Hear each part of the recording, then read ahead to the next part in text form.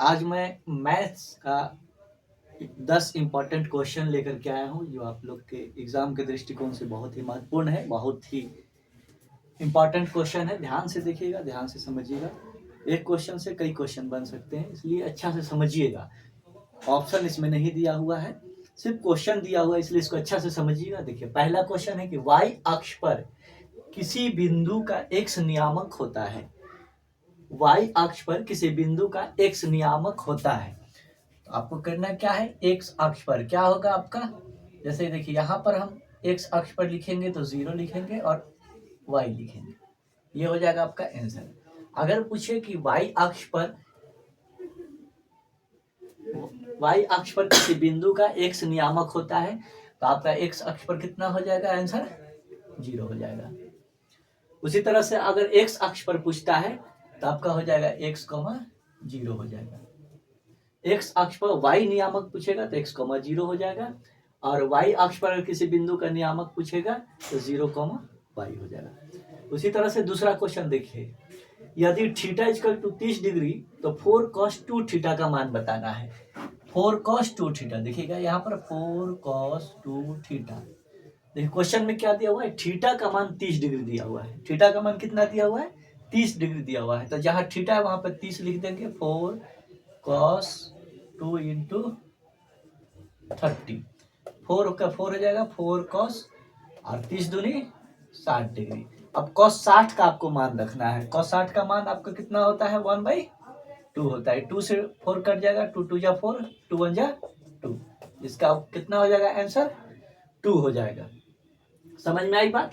देखिए यहाँ पे लिखा है कि यदि थीटा इक्वल टू 30 डिग्री तो 4 cos 2 थीटा का मान, 4 cos 2 थीटा, थीटा का मान 30 डिग्री तो 30 दूनी 60 डिग्री, cos 60 का मान रख दिया गया 1/2, इसको काट दिए, हो गया 2 दूनी 4, आंसर हो गया 2।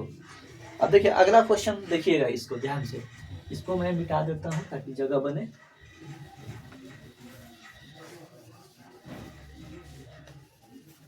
देखिए अगला क्वेश्चन क्या कर रहा है, यदि थीटा इक्वल टू 60 डिग्री तो sine theta plus cos theta का मान ज्ञात करना है। किसका मान ज्ञात करना है, sine theta plus cos theta.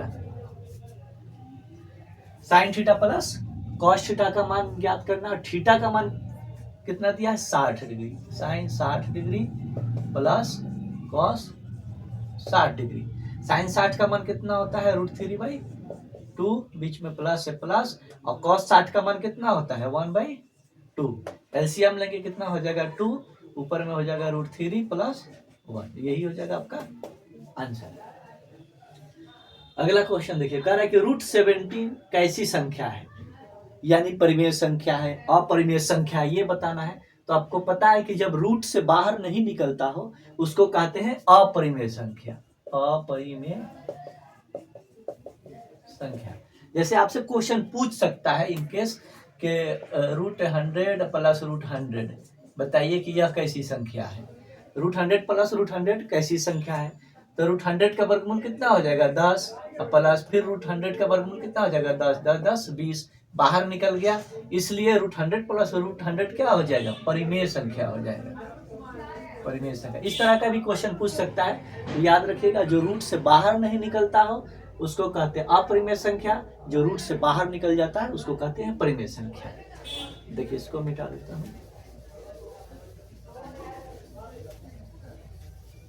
अगला क्वेश्चन समझिए, कह रहा है 140 के अभाज्य गुणनखंड में 7 का घातांक कितना होगा। 140 के अभाज्य गुणनखंड, तो 140 का पहले अभाज्य गुणनखंड कर लीजिए, 2 से होगा कितना हो जाएगा, 70, 70 दूनी 140, फिर 2 से हो जाएगा कितना हो जाएगा, 35, फिर आपका कितना होगा, 5 से हो जाएगा 7 5 35। तो 7 का घातांक पूछ रहा है, तो 7 का घातांक कितना हो जाएगा, सिर्फ और सिर्फ 1 हो जाएगा, क्योंकि 7 अकेले आया है इसलिए 7 का घातांक 1 हो जाएगा। अगला क्वेश्चन देखिए, कह रहा है यदि px इक्वल टू x के पावर 3 प्लस 1 को qx equal to x plus 1 से भाग दिया जाए तो भागफल का घात क्या होगा, यानी भागफल का आपको घात बताना है, किसका घात क्या होगा। जैसे देखिए यहाँ पर x के पावर 3 प्लस 1 है, इसको भाग देना है किससे, x प्लस 1 से, भागफल का यानी जो यहाँ आएगा उसका घात बताना है कि कितना घात होगा। तो एक्स है यहाँ पे, एक्स के पावर 3 है, तो एक्स स्क्वायर से गुना करना पड़ेगा, तो एक्स के पावर 3 हो जाएगा और प्लस में एक्स स्क्वायर हो जाएगा। ये माइनस कर देंगे, यहाँ पर आपका माइनस हो जाएगा, यहाँ पे माइनस हो जाएगा, ये दोनों कट जाएगा, यहाँ हो जाएगा माइनस एक्स स्क्वायर प्लस 1। फिर हम माइनस एक्स से कर देंगे तो यहाँ पे हो जाएगा माइनस एक्स स्क्वायर, यानी घात कितना हो जाएगा आपका 2 हो जाएगा। इसको याद रखिएगा, इसका घात कितना होगा 2 हो जाएगा, क्योंकि भाग देने पर जो हमारा भागफल आ रहा है वो सबसे ज्यादा एक्स स्क्वायर आ रहा है, इसलिए उसका घात कितना हो जाएगा, घात हो जाएगा 2। इसका आंसर हो जाएगा 2। देखिए अगला क्वेश्चन 7 नंबर क्वेश्चन, ध्यान से देखिएगा। 7 नंबर क्वेश्चन देखिएगा, कह रहा है कि यदि 42 is equal to 35 into 1 plus 7 एवं 35 is equal to 7 into 5 plus 0, तो 42 35 का मसा क्या होगा। मसा का मतलब होता है जो दोनों में कॉमन हो, वैसा डिजिट, वैसी संख्या जो दोनों भाग लग सके, वैसी संख्या बताई जाती है जो दोनों कट सके। तो ये 7 के पहरा में यह भी आएगा और यह भी आएगा, इसके अलावा कोई ऐसी वैसा पहरा नहीं है, वैसा अंक नहीं है जो दोनों में आए। तो इसको कर सकते हैं 7 छक 42, 7 पचे 35, इसलिए दोनों में 7 आ रहा है, इसलिए हमारा आंसर कितना हो जाएगा 7 हो जाएगा। कितना आंसर हो जाएगा 7। ये सिर्फ आपको कंफ्यूज करने के लिए दिया हुआ है यहाँ पर, इस पर ध्यान नहीं देना है विशेष रूप से, आपको बस ये देखना है कि दोनों कौन सा ऐसी पहरा है जो दोनों में आता है। तो 7 छक 42, 7 पचे 35, यानी इसका आंसर कितना हो जाएगा 7 हो जाएगा।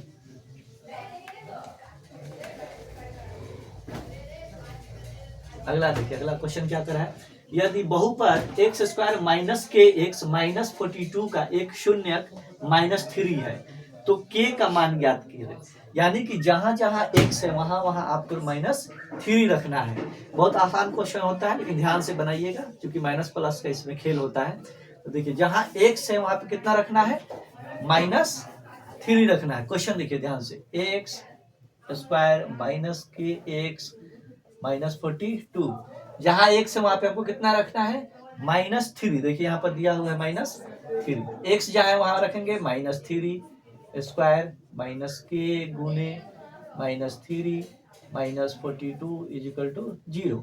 यहाँ पे स्क्वायर है, माइनस है, तो 3 3 का 9 हो जाएगा, ये माइनस मिलकर हो जाएगा प्लस 3 के, ये हो जाएगा माइनस 42 इज इक्वल टू 0।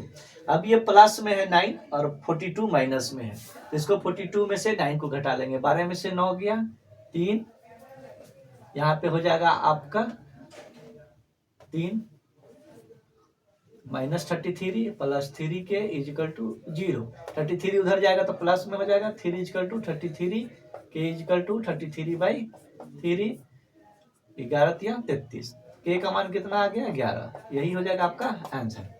ध्यान से देखिए समझिए, इसमें कुछ करना नहीं था, बस एक्स की जगह पर -3 रखना था और के का वैल्यू निकाल देना था। समझ में आया आप लोगों को। अब देखिए अगला क्वेश्चन, ध्यान से देखिएगा, ये सारा क्वेश्चन बहुत ही इंपॉर्टेंट है एग्जाम के दृष्टिकोण से। ये सेंटअप एग्जाम से लेकर के फाइनल एग्जाम तक बहुत ही महत्वपूर्ण प्रश्न है, इसलिए ध्यान से देखिएगा क्योंकि ये गेस किया हुआ क्वेश्चन है। देखिए अगला क्वेश्चन क्या कह रहा है कि द्विघात बहुपद ज्ञात करें जिसके शून्यक 5 एवं -3 है। द्विघात बहुपद ज्ञात करना है जिसका शून्यक दिया हुआ है, यानी अल्फा दिया हुआ है, ये बीटा दिया हुआ है। अल्फा आपका कितना दिया हुआ है 5 और बीटा दिया हुआ है -3। आपको इसका बहुपद ज्ञात करना है, यानी समीकरण ज्ञात करना है। इसका फॉर्मूला एक होता है, आपको याद होगा, x² minus alpha plus beta into x plus alpha beta. उसी में आपको यहाँ पर ये रख देना है, x² का x² प्लस माइनस अल्फा की जगह पर 5, बीटा की जगह पर -3 इंटू एक्स प्लस, फिर अल्फा की जगह पर 5 और बीटा की जगह पर 3, तो 5 3 15, डायरेक्ट 15 लिख देंगे। ये हो जाएगा आपका x², ये 5 में से 3 गया 2, तो हो जाएगा -2x और ये हो जाएगा -15। यही हो जाएगा आपका आंसर। समझ में आ रहा है आप लोग को। देख लीजिए फिर से, अल्फा का मान दिया है 5, बीटा का मान दिया है -3, तो इसको निकालना था, x² minus alpha plus beta into x plus alpha beta. ये फॉर्मूला होता है, इसी पर रखते हैं हम लोग। एक और क्वेश्चन कभी कभी पूछ देता है, कह देगा कि द्विघात बहुपद ज्ञात करें जिसका योगफल इतना दिया हुआ है और गुणनफल कुछ दिया हुआ है। योगफल मान लीजिए कि योगफल कह दे कि 5 दिया हुआ है और गुणनफल